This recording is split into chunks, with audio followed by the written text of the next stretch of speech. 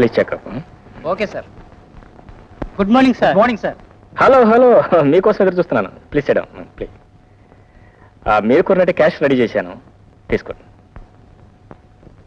Thank you very much. ఈ రోజు మీరు డబ్బు ఇవ్వకపోతే చాలా ఇబ్బంది పడేవాళ్ళు. ఖాళీ పెట్టించారే?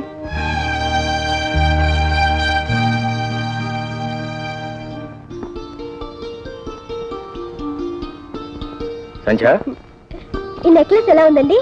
బాగుంది. నాకు చాలా నచ్చింది. Beautiful design. అది సరే, బ్రీఫ్ కేసులో పెట్టిన డబ్బులు ఏమైనా తీసావా? తీశాను. అది పెట్టేగా నెక్లెస్ కొన్నాను. ఏంటి? అది ఆఫీస్ డబ్బు. బాంబే పార్టీకి ఇవ్వాల్సి తీసుకొచ్చి ఉంచాను. ఆఫీస్ డబ్బని దాని మీద ఏమైనా ప్రింట్ చేసి ఉంటుందా? ఇవ్వాలంటే చెక్ ఇవ్వండి. ఆ మాత్రం తెలియకుండానే తీసుకొచ్చి పెట్టా అనుకున్నావా? వాళ్ళకి వాళ్ళ క్యాష్ ఇస్తానని మాట ఇచ్చాను. వాళ్ళందరిలోనూ నా తల కొట్టేసినట్టయింది. అయినా డబ్బు తీసే ముందు నాతో మాట చెప్పాల్సిన అవసరం లేదా? ఇదే నీ సొంత డబ్బు అనుకున్నావా? ఆఫీస్ డబ్బు. అవునండి, నా సొంత డబ్బే. ఆఫీస్ డబ్బు నా డబ్బు కాదంటారా? నాకు కావాల్సి వస్తే నీకు కావాల్సి వస్తే మీ డాడీని అడుగు, లేదా బ్యాంక్ నుంచి డ్రా చేసుకో. అడిగే అలవాటు లేదు, అవసరం లేదు. అయినా ఇంత చిన్న విషయానికి మీరు ఎందుకు అంత గొంతు చించుకుంటున్నారో నాకు అర్థం కావటం లేదు. చేసిన తెలివి తక్కువ పంచాలకి ఇంకా ఎందుకు బుకాయిస్తా? What happened? ఏమిటి హాట్ గా తప్పాలనుకుంటున్నారు? ఏమే? చూడు డాడీ, నేను ఈ నెక్లెస్ కొనుక్కోవాలనుకున్నాను. బ్రీఫ్ కేసులో డబ్బు తీసుకుని కొన్నాను. తప్పే ఉంది? అది కాదండి, ఆ బాంబే పార్టీ వాళ్ళు క్యాష్ కావాలంటే నేను రెడీ చేసి ఉంచాను. అది తీసుకెళ్ళి ఖర్చు పెట్టేసింది. తప్పు కదా? తప్పే. నా డబ్బు నేను ఖర్చు చేయడం తప్ప డాడీ? తప్పే ఉందమ్మా. అది కాదండి, ఆఫీస్ డబ్బు నాకు తెలియ కూడా ఖర్చు పెట్టడం తప్పు కదా అంటున్నాను. తప్పే. చూడండి, ఇద్దరు కేసుల్లోనూ స్ట్రాంగ్ పాయింట్ ఉంది. పాయింట్ కూడా ఉంది. కూల్ డౌన్ డాడీ, మీరు ఎప్పుడు ఆయన్నే సమర్థిస్తుంటారు. రావయ్య స్వామి, రా రా రా.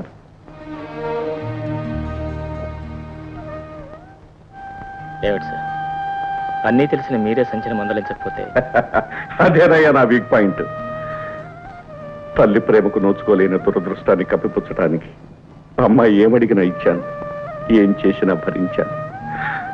అందుకేనయ్యా ఇలా తయారైంది. చూడు బాబు, సంధ్యకు నువ్వు భర్తవే కాదు, అప్పుడప్పుడు తండ్రివి కూడా కావాలి. అమ్మాయి మాటకు నువ్వే ఆవేశపడితే ఇంకెవరయ్యా ఆమెను అర్థం చేసుకునేది? బాబు, నీలాంటి భర్త దొరకటం నిజంగా సంధ్య అదృష్టం బాబు, సంధ్య అదృష్టం.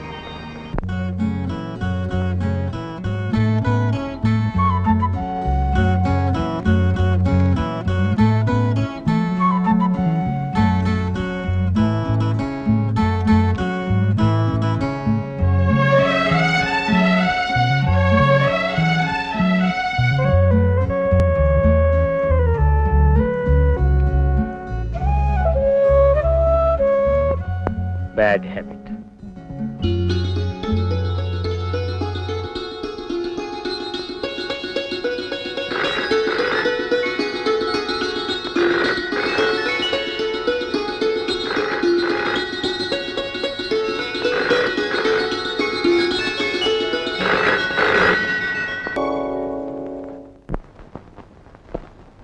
వదినా, ఈ నెక్లెస్ అయినా చూడు. ఇది కదమ్మా. ఏమిటమ్మా, ఏం జరిగింది? ఏమిటలా వెతుకుతున్నావు? ఏదైనా కనిపించడం లేదేమిటి? ఏం లేదత్తయ్య, నా నెక్లెస్ డ్రెస్సింగ్ టేబుల్ మీద పెట్టాను, కనిపించడం లేదు. అమ్మో అమ్మో, అంత ఖరీదైన నెక్లెసే ఇంకా ఏం లేదంటావేమిటమ్మా? వదినా, నీకది చిన్న వస్తువేమో గాని దొంగతనం చేసిన వాళ్ళకది మహాప్రసాదం అమ్మా. చచ్చా, మన ఇంట్లో దొంగతనం ఎవరు చేస్తారమ్మా? అలా అనకమ్మా, పెద్దోళ్ళలోనూ చిన్న బుద్ధులున్న వాళ్ళు ఉంటారు. పోయింది చిన్నది చితకది కాదాయే. అనుమానం రాకుండా ఉండాలే గాని వచ్చాక తీర్చుకోవడమే మంచిది. చూడమ్మా, నా పెట్టి కూడా తీసుకొస్తాను, నువ్వే స్వయంగా చూసుకో తల్లి. అదేమిటత్తయ్య, మీ మీద నాకు అనుమానం. అది కాదమ్మా, ఉండు. అమ్మ చెప్పింది నిజమే వదినా. కళ్ళ ముందు అంత పెద్ద నక్క అనిపిస్తుంటే ఎవరికైనా కక్కుర్తి పడాలనిపిస్తుంది. అంటే ఆ పని నేను చేశానేనా మీ ఉద్దేశం? బాగుంది వరస. నువ్వెందుకు భుజాలు తడుకుంటావు? వేలెత్తి నేను చూపించానా, నోరెత్తి నీ పేరన్నానా? మీ మాటల్లో అర్థం తెలుసుకోలేని మూర్ఖురాలి కాను.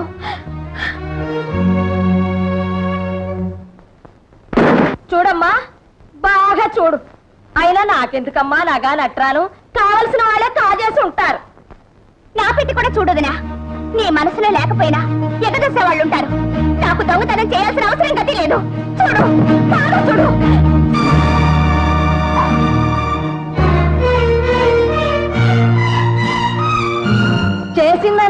చూసి ఎంత నంగనాచి కబుర్లు చెప్తున్నావమ్మా. సూరమ్మ గారు, జ్యోతి, మా అమ్మ మీద ఎందుకు అలా కళ్ళెర చేస్తావు? నువ్వే తీపోతే నీ పెట్టులోకి ఎలా వచ్చింది? అయినా పుట్టుకతో వచ్చిన దిక్కుమాల బుద్ధులు ఎలా పోతాయి? అత్తయ్య, ఏమిటా మాటలు? జ్యోతి ఎవరనుకుంటున్నారు? ఈ ఇంటి ఆడబడుచు. చస్తే అలాంటి పని చేయదు. నాకు ఆ నమ్మకం ఉంది. కల్లారా కనిపించిందల్లా నిజమని నమ్మకం లేదు. మీరు వెళ్ళండి. సరే, మనకెందుకులే అమ్మా, పోదాం పద.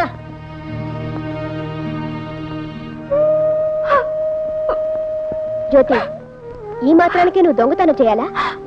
వదినా, కావాలంటే నేనెవను? చచ్చా, ఎంత పని చేశావు? అంటే నువ్వు నేను దొంగతనం చేశానని నమ్ముతున్నావా? కళ్ళ ముందు కనిపిస్తుంటే నమ్మద్దంటావా? లేకపోతే నెక్లెస్ నీ పెట్టలోకి ఎలా వచ్చింది? పెట్టెలోకే కాదుదిరా, కొప్పిళ్లలో మనుషులు తలుచుకుంటే ఎక్కడికి పడితే అక్కడికే నడిచొస్తాయి. మీరు శ్రీమంతులు, పేదవాళ్ళం కావడమే మేం చేసిన పాపం. అంతే వదిరా, అంతే.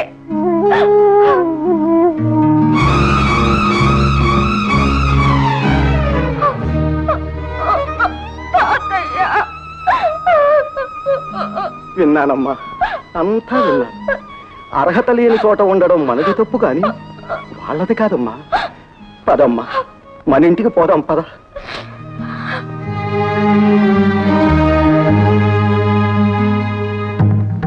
పీడ విరగడైపోయింది. అబ్బా, అంతా నువ్వు అనుకున్నట్టే జరిగిందమ్మా. బ్రహ్మాండమైన ప్లాన్ వేశావు. నెక్లెస్ తీసి దాని పెట్లో వేశావు. దొంగతనం అంటగట్టేశావు. వాళ్ళంతా వేశావు. లేకపోతే వీళ్ళింట్లో తిష్ట వేసి మన మీద పెత్తనం చెలాయిస్తారా? వీళ్ళంతూ చూడకపోతే నా పేరు సూరమ్మే కాదు. అబ్బా, మా అమ్మ ఎంత మంచిదో.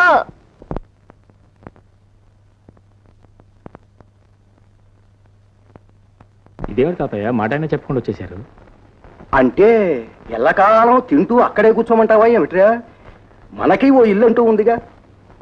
అయినా దూరంగా ఉంటేనే బంధుత్వాలు దగ్గర అవుతాయి. ఉండేది ఊళ్ళోనేగా. నిన్ను చూడాలంటే 10 నిమిషాలు పని. సరేననుకో. తాతయ్య, ఏమ్మా, అక్కడ ఏమైనా జరిగిందా? ఎవరైనా ఏదైనా అన్నారా? ఎవరూ ఏమీ అనలేదన్నయ్య. తాతయ్య వెళదామన్నారు. బయలుదేరి వచ్చేసాం. ఓ సింతేనా? మీరేదో చెప్ప పెట్టకుండా వస్తే అక్కడ ఏం జరిగిపోయిందో నేను భయపడిపోయానా?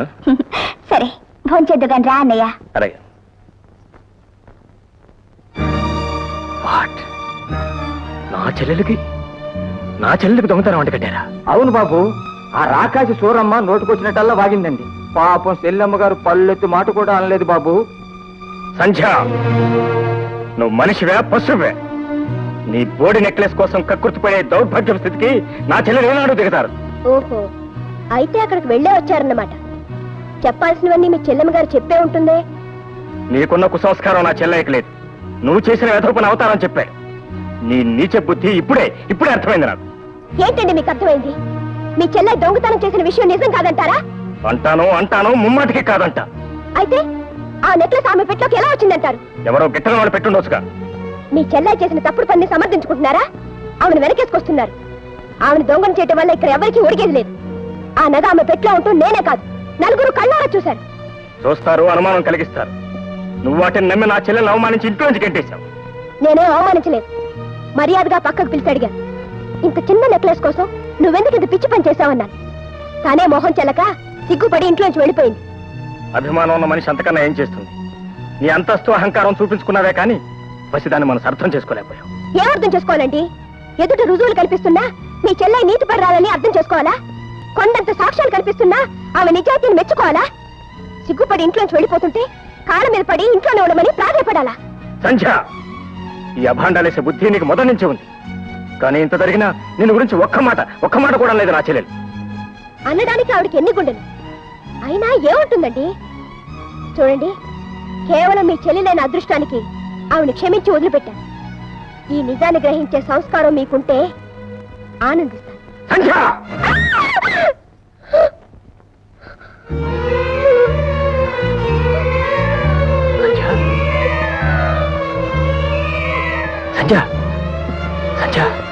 సంధ్య, ఏమైంది సంధ్య?